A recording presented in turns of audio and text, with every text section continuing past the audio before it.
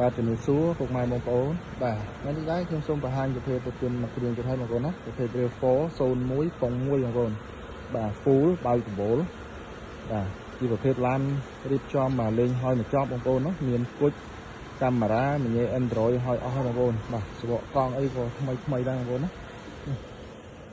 បាទថ្មីបងប្អូនបាទឡានស្អាតពុកម៉ែបងប្អូនបាទមកមើលអត់ទោះហើយបងប្អូនឡាននេះថ្មីបាទស្គុតតិស្គុតអីនៅទាំងអស់វាណុកលេងហើយមួយជុំបងប្អូនណា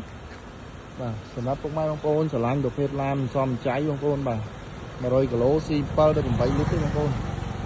ហើយគុណផ្លូវ 100000 ទេបងប្អូនណាបាទប្រភេទ Real 4នេះថ្មីលះបងប្អូនបាទស្អាតមែនទែនតែបងប្អូនមើលខាងក្នុងបន្តិចបាទបងប្អូនមើលខាងក្នុងសាច់ជាងទ្វារសាច់អីវាស្អាតហើយបងប្អូនឡានបាទ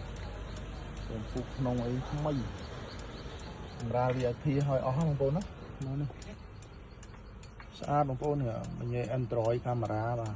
កាមេរ៉ាតាប់ឡូអីមានមកចប់បងប្អូននិយាយទៅចាក់សាំងជិះឡើងថ្មីមកស្គុតតិស្គុតអីនៅទាំងអស់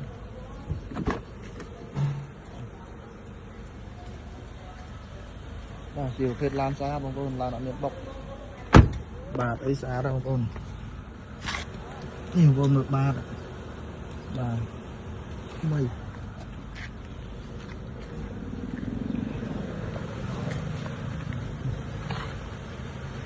បាទបងប្អូនបាទថ្មីបងប្អូនមកមើលអត់ទោះហើយបងប្អូនបាទ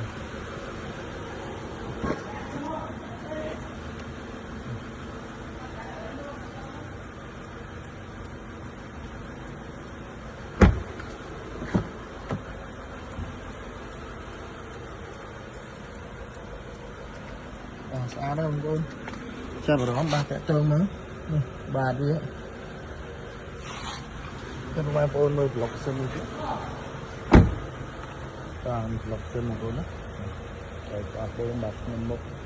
នៅសំណុំស៊ីនមកវាទាំងអស់អត់មានបុកប៉ះទេបងប្អូនខ្ញុំពុកម៉ែបងប្អូនមកស្រឡាញ់ដល់ប្រភេទឡានគួរសំចៃបាទតាក់ទងមកបងប្អូនណាសូមអរគុណ